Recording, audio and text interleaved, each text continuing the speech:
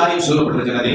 யோவான் 11:28 இவைகளை சொன்ன பின்பு அவள் போய் தன் சகோதரியாகிய மரியாளை ரகசியமாய் அழைத்து, போதகர் வந்திருக்கிறார், உன்னை அழைக்கிறார் என்றார். இயேசு கிறிஸ்து முதலாவதாக அவருடைய வீட்டுக்கு போவாரு, சாப்பிடுவாரு, அவங்களோட பேசுவாரு, வசனத்தை சொல்லுவாரு, அவங்க கேட்டுட்டு இருந்தாங்க.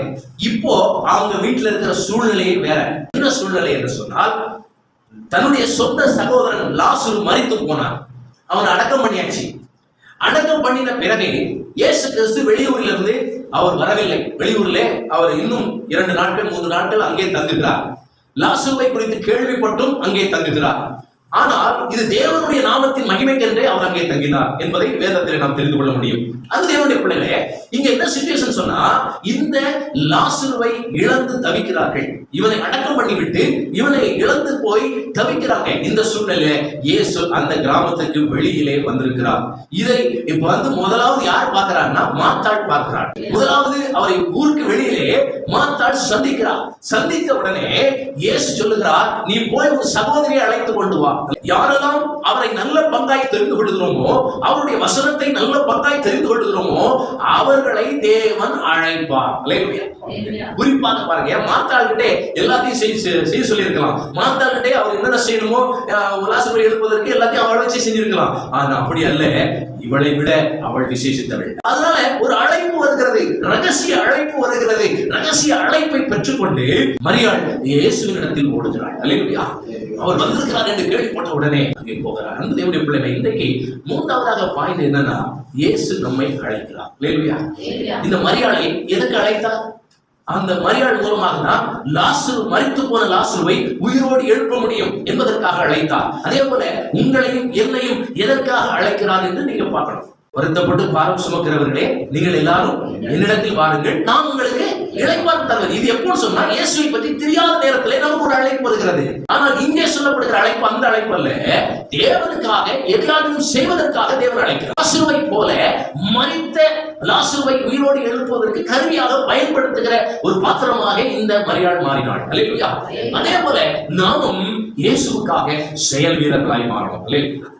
நான் அடிக்கடி சொல்லுவேன், ஒரு ரட்சிக்கப்பட்ட ஒரு சகோதரன், ரட்சிக்கப்பட்ட ஒரு சகோதரி 4 வருடத்துக்குள்ளாக 5 வருடத்துக்குள்ளாக வார்த்தை ஊழியக்காரராய் மாறிவிட வேண்டும். சமாரியா ஸ்திரீகிட்ட போய் இந்த இயேசு கிறிஸ்து ஒரு சுவிசேஷத்தை சொன்னார். சொன்ன உடனே அவள் மனம் திரும்பி ரட்சிக்கப்பட்டு உடனே இயேசு கிறிஸ்துவை பற்றி அவள் சொல்லுவதற்கு புறப்பட்டு போயிட்டான். என்னை குறித்து ஒருவர் சொன்னார், அவர் இயேசு, அவர் அருமையானவர், அவர் அழகானவர், அவர் இப்படிப்பட்டவர், அற்புதம் செய்வார் என்று சொல்லி சாட்சியாக ஊருக்குள்ள போய் சொல்ல போயிட்டார். இல்லையா? நாம் எத்தனை பேருக்கு சொல்லுகிறோம்? இன்றைக்கு தேவன் மரியாளை அழைத்தது போல நமக்கும் ஒரு ரகசிய அழைப்பு வருகிறது. அல்லேலூயா. அது ஏங்க ரகசிய அழைப்பு? பகிரங்க அழைப்பு வேற, ரகசிய அழைப்பு வேற. இன்னைக்கு ரகசியமாய் பிசாசு நிறைய காரியங்களை செய்துகிட்டு இருக்கிறான். அவனுக்கு விரோதமாய் செயல்பட வேண்டும் என்றால், யுத்தத்திலே ஜெயிக்க வேண்டும் என்று சொன்னால், நாம் அந்த ரகசிய வருகையை ஏற்றுக்கொண்டு அவரிடத்தில் நாம் போக வேண்டும். இயேசுவை தான் அதற்கு ஏற்படுத்தி வைத்திருந்தார். அவர் தான் இந்த உலகத்தில், விண்ணுலகத்திலிருந்து இந்த மண் உலகத்துல இறங்கி வந்து நமக்காக சிலுவையிலே அடிக்கப்பட்டார். தேவனாகிய கர்த்தர் சொந்த குமாரன் என்று பார்க்காமல் இந்த வேலைக்கு அவரை தான் பயன்படுத்தினார். இன்னைக்கு ஆண்டவர் நம்ம இந்த கடைசி காலத்தில் நாம் வந்திருக்கிறோம். இன்னைக்கு கடைசி காலத்தில் நாம் என்ன செய்ய வேண்டும் அதை குறித்து சொல்லுவதில்லை. இன்னைக்கு விசுவாசிகளும் என்ன பண்றாங்க, ஐயா எனக்கு தலைவலி, எனக்கு ஒரு பிரச்சனை, எனக்கு ஒரு வேதனை, இதுக்காக ஜெபம் பண்ணுங்க, இப்படித்தான் ஓடிக்கொண்டிருக்கிறார்களே தவிர தேவன் நம்மை அழைத்திருக்கிறார், நாம் என்ன செய்ய வேண்டும் என்று இறங்குவதில்லை. தேவன் அழைத்தார். அழைத்த உடனே அவரிடத்திலே போனார். போன பிறகு அப்போ மரியாதை தான் பேசுகிறார். ஆண்டவரே என்ன பேசுகிறார்? அவனை எங்கே வச்சிருக்கிறீங்க, நான் வந்து பார்க்கிறேன்னு சொல்லி லாசருவுக்காக இயேசுவும் கண்ணீர் விட்டார். நம்முடைய துன்பத்தை பார்த்து இயேசுவும் கண்ணீர் விடுவார். கண்ணீர் விட்டு ஒரு அற்புதத்தை நம்மை கொண்டே செய்ய வைப்பார். கரங்களை வியத்தலைவே சொல்லுவோமா? நம்மை கொண்டே செய்ய வைப்பார். அதற்காக தான் ரகசிய அழைப்பு இன்றைக்கு வருகிறது. வாலிய பிள்ளைகளை தேவன் அழைக்கிறார். தேவன் அழைத்து நம்மிடத்தில் எதிர்பார்க்கிற ஒரு காரியம் என்னவென்றால், லாசருவை போல மரித்து கிடக்கிற ஜனங்களை எழுப்ப வேண்டும் என்று தேவன் விரும்புகிறார். வார்த்தை ஊழியக்காரரா மாறினார். இப்போ தம்பி ஐசக் வந்து ஜான்சன் எடுத்து எத்தனை வருஷம் ஆகுது? 1 வருஷம் ஆகுது. அப்படியா? உங்களுக்கு நேரம் எடுத்து 1 வருஷம் ஆகுது. Very good. அப்போ உனக்கு இன்னும் ஒரு 3 வருஷம் இருக்கு டைம். இந்த 3 வருஷத்துக்குள்ள நீ யாரா மாறணும்? வார்த்தை ஊழியக்காரரா மாறணும். அல்லேலூயா. ஜான் நேரம் எடுத்து எத்தனை வருஷம் ஆகுது? 4 வருஷம் ஆயிடுச்சு. இனிமேல் என்ன பண்ணணும்? ஊழியக்காரனா எழும்பணும், பாடல் பாடணும், சுவிசேஷ கூட்டத்துக்கு போய் பங்கு பெறணும், ஏதாயும் பண்ணணும், ஏதாயும் பேசணும், ஏதாவது. ஏன்னா வேதம் சொல்லுகிறது 3 வருடம் 4 வருடம் இந்த வருடத்தை குறித்து புதிய பாடல் சொல்லப்பட்டிருக்கிறது. நல்ல கனி கொடா மரத்தை வெட்டுண்டு அக்கினியில போடப்படும் சொல்லப்பட்டிருக்கிறது. கனி கொடுக்கிறது என்று சொன்னா ஊழியம் செய்வதை குறித்து, பரிசுத்த வாழ்க்கையை குறித்து அங்கே சொல்லப்பட்டிருக்கிறது. அன்புடைய பிள்ளைகளே, அதுக்கு ஓமையாக தான் இயேசு கிறிஸ்து ஒரு காரியத்தை சொல்றாரு. என்ன சொல்றாருன்னா, ஒரு தோட்டம் இருக்கிறது, அந்த தோட்டத்துல ஒரு வேலைக்காரர் இருக்கிறாரு, நிறைய மரங்கள் இருக்கிறது, அதுல நிறைய மரங்கள்ல கனியை பாக்குறாரு. அந்த தோட்டக்காரர் முதலாளி பாக்குறாரு, ஒரே ஒரு மரத்துல மட்டும் கனியே இல்லை. அப்போ அந்த தோட்டக்காரன் வேலைக்காரனை பார்த்து கூப்பிட்டு சொல்றாரு, முதலாளி சொல்றாரு, இந்த மாதிரி அதுல கனியே வர மாட்டேங்குது, பழமே வர மாட்டேங்குது, காய்க்க மாட்டேங்குது, அதனால அதை வெட்டி போட்டுருப்பா, இடத்த அடைச்சிட்டு இருக்கு, வேற மரத்தையாவது வைக்கலாம் அப்படின்னு சொல்றாரு. சொல்லும் பொழுது இந்த வேலைக்காரர் என்ன சொல்றாரு, ஐயா 3 வருடம் ஆச்சு, இன்னும் 1 வருடம் எனக்கு கொடுங்க. என்ன கேட்கிறாரு? இன்னும் 1 வருஷம் கொடுங்க, நான் இந்த மரத்துக்கு எரு போடுகிறேன், இதுக்கு தண்ணீர் பாய்ச்சுகிறேன், நான் இதுல ஏறு ஓட்டுகிறேன், இதை நான் பராமரிக்கிறேன், அப்படியும் இது கனி கொடுக்கவில்லை என்று சொன்னால் வெட்டி போட்டுடலாம் அப்படின்னு சொல்றாரு. அல்லேலூயா. அப்ப எத்தனை வருஷம் ஆகுது? 3 வருஷம் பிளஸ் 1 வருஷம் 4 வருஷம். 4 வருஷத்துக்கு பிறகு கனி கொடுக்கல என்ன பண்ணுவாரு ஆண்டவரே? என்ன பண்ணுவாரு? இப்ப நிறைய பேருக்கு வெட்டி போடல, கிளை வெட்டிடுறாரு. கிளை வெட்டினா என்ன அர்த்தம் அப்படின்னா, முடங்கி போன நிலைமை. கையை வெட்டினா என்ன ஆகும்? கையை வெட்டி போட்டாருன்னா கையை வச்சு ஒண்ணும் செய்ய முடியாது, ஒரு ஆசீர்வாதத்தை பெற்றுக் கொள்ள முடியாது, ஒரு வேலையை செய்ய முடியாது, ஒரு காரியத்தை செய்ய முடியாது. நம்முடைய வாழ்க்கையில குறை வருகிறதுக்கு காரணம் என்ன? ஞானஸ்தானம் எடுத்து 4 ஆண்டு காலம் ஆகியும் ஒரு ஊழியம் செய்யாம, தேவனுக்காக எதையாகிலும் நம்மோடு வேலை செய்கிற இடத்துல இயேசுவை பிரதிபலிக்க முடியாதபடி இருக்கிறதா கனி கொடுக்காமல் இருக்கிறது. அல்லேலூயா. முதலாவது என்ன பண்ணணும்? நீங்க போய் நேரம் போயிட்டு பக்கத்துல வேலை செய்யறவங்க போய் எப்போ இயேசுவை ஏற்றுக்கொண்டு நாளைக்கு சர்ச்சைக்கு வேணா யாரும் வர மாட்டாங்க. முதல்ல என்ன சொல்லணும்? எப்படின்னா, நாம கனி உள்ள வாழ்க்கை வாழ வேண்டும்.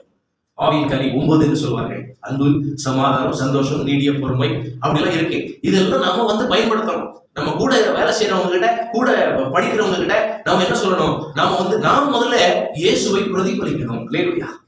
இந்த சகோதரன், இந்த சகோதரி இயேசுவை பிரதிபலிக்கிற ஆளு, இவரை பார்த்த உடனே இயேசுவை பார்க்கறது போல இருக்கு அப்படின்னு அவங்க சொல்லணும். நம்முடைய நண்பர்கள் இப்படி பார்க்கணும். சகோதரர் செல்வம் இருக்கிறாரு, செல்வம் பூஜை பண்ணி கொடுத்தா அவர் சாப்பிட மாட்டாரு அப்படிங்கிற காரியத்தை நீங்க வெளிப்படுத்தணும். இல்லையா? உங்க தொழில் இந்த கல் தொழிலாக இருக்கலாம், அதை பற்றி பிரச்சனை இல்லை. ஆனால் விக்கிரகங்களுக்கு படைக்கப்பட்ட பொருளை நீங்க சாப்பிடக்கூடாது. சாப்பிடுங்களா? சாப்பிட மாட்டீங்களா? அந்த மாதிரி சூழ்நிலை அமையும் உங்களுக்கு வரும். ஆனாலும் அந்த சூழ்நிலை நீங்க வெளிப்படுத்தணும். இயேசுவை வெளிப்படுத்தணும். வெளிப்படுத்தும் பொழுதுதான் கொஞ்சம் கொஞ்சமாக அவர்களிடத்துல இயேசுவை பற்றி சொல்லும் பொழுது அவர்கள் ஏற்றுக்கொள்வார்கள். நாமே அதுல இல்லாதபடி நாம இருக்கக்கூடாது. பர்வீன் சுல்தானா என்கிற ஒரு சகோதரி அடிக்கடி யூடியூப்ல பேசுவாங்க. அவங்க என்ன சொல்லுவாங்க? நாம முஸ்லீம், ஆனாலும் அதாவது கிறிஸ்தவ மதத்திலே வாழ்வது முக்கியம் அல்ல, கிறிஸ்துவாக ஒரு நாளாகிலும் வாழ்ந்து காட்டணும்னு சொல்வார். மரியாதை போல நமக்கும் ஒரு நல்ல அழைப்பு வருகிறது. அந்த அழைப்பை ஏற்று உடனடியாக கீழ்ப்படிந்து போனதுனாலதான் அங்கே லாசரு உயிரோடு கூட எழுப்பினான். லாசரு உயிரோடு கூட எழுப்பினான். சொந்த சகோதரன் பாருங்க, மரித்து 4 நாள் ஆயிடுச்சு, சகோதரனை உயிரோடு கூட எழுப்பினான். எப்படி எழுப்பினார் தெரியுமா? நான் சொல்றேன், அவருடைய வல்லமை உள்ள வார்த்தை.